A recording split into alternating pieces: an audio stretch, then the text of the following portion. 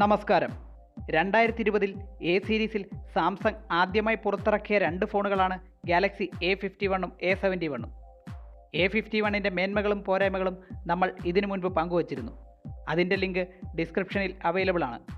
ഇന്ന് നമുക്ക് ഗാലക്സി A71ൻ്റെ മേന്മകളും പോരായ്മകളും എന്തെല്ലാമാണെന്ന് നോക്കാം.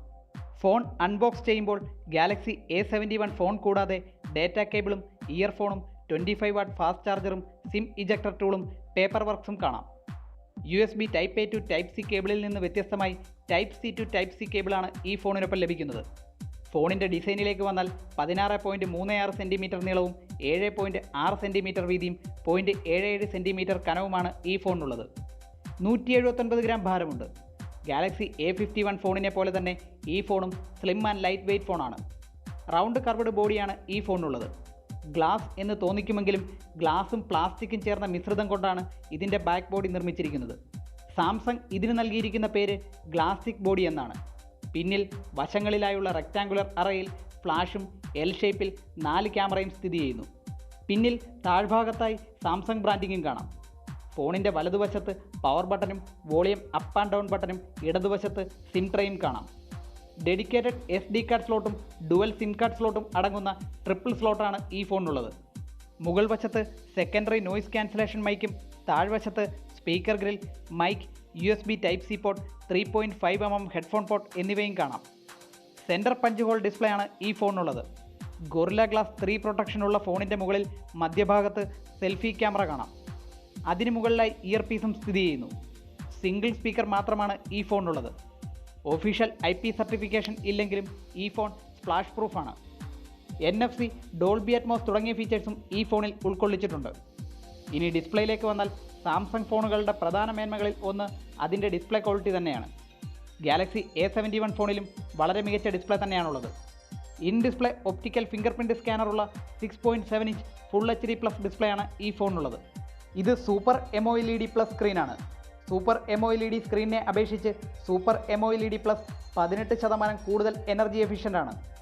ഇതിൻ്റെ പിക്സൽ ഡെൻസിറ്റി 393 PPIയും ആസ്പെക്ട് റേഷ്യോ 20:9ഉം സ്ക്രീൻ ടു ബോഡി റേഷ്യോ 87.2%. ഇതിൻ്റെ മാക്സിമം ഡിസ്പ്ലേ ബ്രൈറ്റ്നസ് 515 നിറ്റ്സ് ആണ്. കളർ ആക്യുറസിയെ സൂചിപ്പിക്കുന്ന ΔE വാല്യൂ ഈ ഫോണിൻ്റേത് 1.7 ആണ്. ΔE ഒരു വസ്തു കൺമുന്നിൽ കാണുന്ന നിറവും അതേ വസ്തു ഫോണിൻ്റെ ഡിസ്പ്ലേയിൽ കാണുമ്പോൾ ഉള്ള നിറവും തമ്മിലുള്ള വ്യത്യാസത്തെ സൂചിപ്പിക്കുന്നു. ΔE വാല്യൂ 3ൽ താഴെയാണെങ്കിൽ ഈ നിറവ്യത്യാസം കണ്ണിന് തിരിച്ചറിയാൻ സാധിക്കില്ല. ΔE വാല്യൂ 0 അടുക്കുന്നത് ഡിസ്പ്ലേയുടെ കളർ ആക്യുറസി കൂടുന്നതിനെ സൂചിപ്പിക്കുന്നു. വൈഡ് ബൈൻ L1 സർട്ടിഫിക്കേഷൻ ഉണ്ടെങ്കിലും HDR10 പ്ലേബാക്ക് സപ്പോർട്ട് ചെയ്യില്ല. പെർഫോമൻസ് സൈഡ് നോക്കുകയാണെങ്കിൽ സ്നാപ്ഡ്രാഗൺ 730 ചിപ്സെറ്റാണ് ഈ ഫോണിൽ ഉപയോഗിച്ചിരിക്കുന്നത്. 2.2 GHz ക്ലോക്ക് സ്പീഡോട് കൂടിയ 2 കോർട്ടെക്സ് A76 കോറും 1.8 GHz ക്ലോക്ക് സ്പീഡോട് കൂടിയ 6 കോർട്ടെക്സ് A55 കോറും അടങ്ങുന്ന ഒക്ടാ കോർ ചിപ്സെറ്റാണിത്. ഇത് 8 നാനോമീറ്റർ ചിപ്സെറ്റാണ്. ഗ്രാഫിക്സിന് വേണ്ടി അഡ്രീനോ 618 GPU ഉപയോഗിച്ചിരിക്കുന്നു. ഗെയിം ബൂസ്റ്റർ ആർട്ടിഫിഷ്യൽ ഇൻ്റലിജൻസിൻ്റെ സഹായത്തോടെ മികച്ച ഗെയിമിംഗ് എക്സ്പീരിയൻസ് സമ്മാനിക്കുന്നു. ഈ ഫോണിൻ്റെ ജീക്ക് ബെഞ്ച് മാർക്ക് സ്കോർ നോക്കുകയാണെങ്കിൽ സിംഗിൾ കോറിന് 535ഉം മൾട്ടി കോറിന് 1626 സ്കോറും ആണുള്ളത്. LPDDR4X റാമും UFS 2.1 സ്റ്റോറേജുമാണ് ഇതിൽ ഉപയോഗിച്ചിരിക്കുന്നത്. ഓപ്പറേറ്റിംഗ് സിസ്റ്റം One UI 2.0 സ്കിന്നോട് കൂടിയ Android 10 ആണ്. പ്രീ ഇൻസ്റ്റാൾഡ് ആപ്സ് ഫോണിൽ കാണാൻ കഴിയും. ക്യാമറ സൈഡ് നോക്കുകയാണെങ്കിൽ f2.2 അപ്പേർച്ചർ 32 MB ക്യാമറയാണ് മുന്നിൽ. പിന്നിൽ f1.8 അപ്പേർച്ചർ 64 MB മെയിൻ സെൻസറും 123 ഡിഗ്രി ഫീൽഡ് ഓഫ് വ്യൂ ഉള്ള f2.2 aperture 12 MB ultra wide angle ലെൻസും f2.4 അപ്പേർച്ചർ 5 MB മാക്രോ ലെൻസും കൂടാതെ 5 MB ഡെപ്ത് സെൻസറും അടങ്ങിയ കോഡ് ക്യാമറ സെറ്റപ്പാണ് ഈ ഫോണിനുള്ളത്. 64 MB മെയിൻ ക്യാമറയിൽ എടുക്കുന്ന പിക്ചർ പിക്സൽ ബിന്നിംഗ് ടെക്നോളജി ഉപയോഗിച്ച് മികവുറ്റ 16 MB photo output സമ്മാനിക്കുന്നു.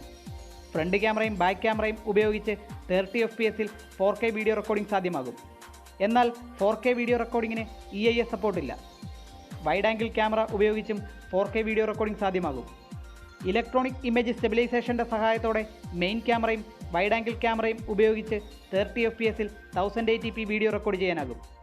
Super slow mo option 240 FPS HD slow motion video recording സാധ്യമാക്കുന്നു. നൈറ്റ് മോഡ് ഓപ്ഷനിൽ എടുക്കുന്ന പിക്ചർ വളരെയേറെ നോയ്സിയാണ്. മൈക്രോ ലെൻസിന് ഓട്ടോ ഫോക്കസ് സംവിധാനമില്ല. ഫിക്സ് ഫോക്കസ് ലെൻസ് ആണെന്നത് പോരായ്മയാണ്.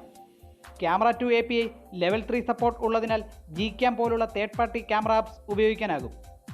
ബാറ്ററി സൈഡ് നോക്കുകയാണെങ്കിൽ 4500 mAh ലിഥിയം പോളിമർ ബാറ്ററിയാണ് ഉപയോഗിച്ചിരിക്കുന്നത്.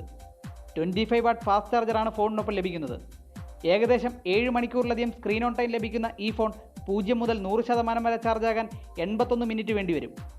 Prism crush black, prism crush blue, prism crush silver എന്നിങ്ങനെ 3 കളർ വേരിയൻറ്റിൽ മാർക്കറ്റിൽ ലഭ്യമാകുന്ന Samsung Galaxy A71 8GB Ram 128GB storage variant മാത്രമാണുള്ളത്. ഇനി ഈ ഫോണിൻ്റെ പോരായ്മകൾ എന്തൊക്കെയാണെന്ന് നോക്കാം. കേവലം 10,000 രൂപ വിലയുള്ള റെഡ്മി ഫോണുകളിൽ പോലും ഗ്ലാസ് ബാക്ക് ബോഡി ആണെന്നിരിക്കെ 3 ഇരട്ടിയിലധികം വിലയുള്ള ഈ ഫോണിൽ പ്ലാസ്റ്റിക് ബാക്ക് ബോഡിയാണുള്ളത്.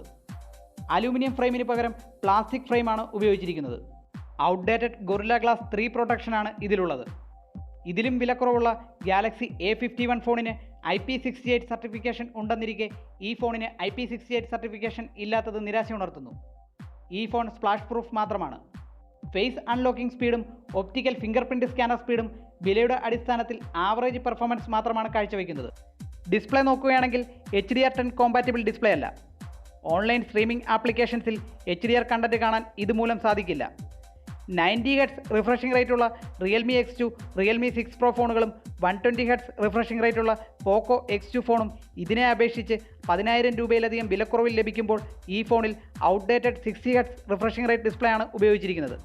ഇനി പെർഫോമൻസിലേക്ക് വന്നാൽ ഇതിനേക്കാൾ കുറഞ്ഞ വിലയിൽ മാർക്കറ്റിൽ ലഭ്യമാകുന്ന മറ്റു ഫോണുകളിൽ സ്നാപ്ഡ്രാഗൺ 855, 855 പ്ലസ് തുടങ്ങിയ ഫ്ലാഗ്ഷിപ്പ് ചിപ്സെറ്റ് ഉള്ളപ്പോൾ ഈ ഫോണിലുള്ളത് സ്നാപ്ഡ്രാഗണിൻ്റെ മിഡ് റേഞ്ച് ചിപ്സെറ്റ് മാത്രമാണ്. ഇതിൽ ഉപയോഗിച്ചിരിക്കുന്ന സ്നാപ്ഡ്രാഗൺ 730യെ അപേക്ഷിച്ച് 25% ഗ്രാഫിക്സ് ഇംപ്രൂവ്മെൻ്റ് ഉള്ള ഗെയിം സെൻട്രിക് ചിപ്സെറ്റായ സ്നാപ്ഡ്രാഗൺ 730G SoC ഉള്ള പല ഫോണുകൾക്കും 18,000 രൂപയിൽ താഴെയാണ് വില. ഇതിലും വിലക്കുറവുള്ള ഗാലക്സി A51 ഫോണിൽ HDR ഗ്രാഫിക്സിൽ PUBG ഗെയിം കളിക്കാമെന്നിരിക്കെ ഈ ഫോണിൽ അത് സാധ്യമാകില്ല. ക്യാമറയിലേക്ക് വന്നാൽ ടെലിഫോട്ടോ ലെൻസ് മിസ്സിംഗ് പോരായ്മയാണ്. മൈക്രോ ലെൻസിനേക്കാൾ എന്തുകൊണ്ടും ഉപയോഗപ്രദമാകുക ടെലിഫോട്ടോ ലെൻസ് തന്നെയാണ്. മിക്ക പ്രീമിയം ഫോണുകളിലും ഡെഡിക്കേറ്റഡ് മൈക്രോ ലെൻസിന് പകരം വൈഡ് ആംഗിൾ ക്യാമറയാണ് മൈക്രോ ഫോട്ടോഗ്രാഫിക്ക് ഉപയോഗിക്കാറ്. അത്തരത്തിൽ മൈക്രോ ലെൻസ് ഒഴിവാക്കി പകരം ടെലിഫോട്ടോ ലെൻസായിരുന്നു ഈ ഫോണിന് ഉചിതം. ഇത്രയേറെ പോരായ്മകളുള്ള ഈ ഫോണിന് ഏകദേശം 30,000 രൂപയാണ് വില. വ്യക്തിപരമായ അഭിപ്രായത്തിൽ ഈ വിലയ്ക്ക് ഈ ഫോൺ ഒരു മികച്ച ചോയ്സ് അല്ല. നിങ്ങളുടെ വിലയേറിയ അഭിപ്രായങ്ങളും നിർദ്ദേശങ്ങളും അറിയുന്നതിനൊപ്പം ചാനലിൽ അപ്ലോഡ് ചെയ്യുന്ന വീഡിയോസിനുപരി ചാനൽ സംബന്ധമായ മറ്റു കാര്യങ്ങൾ നിങ്ങളോട് പങ്കുവയ്ക്കാൻ M4 ടെലിഗ്രാം ചാനലും ടെലിഗ്രാം ഗ്രൂപ്പും തുടങ്ങിയിട്ടുണ്ട്. ഇതിൻ്റെ ലിങ്ക് ഡിസ്ക്രിപ്ഷനിൽ അവൈലബിൾ ആണ്. ഈ ഫോണിനെക്കുറിച്ചുള്ള അഭിപ്രായങ്ങൾ കമൻറ്റ് ചെയ്യുക. വീഡിയോ ഇഷ്ടപ്പെട്ടാൽ ലൈക്ക് ചെയ്യാനും സബ്സ്ക്രൈബ് ചെയ്യാനും മറക്കരുത്. നന്ദി, നമസ്കാരം.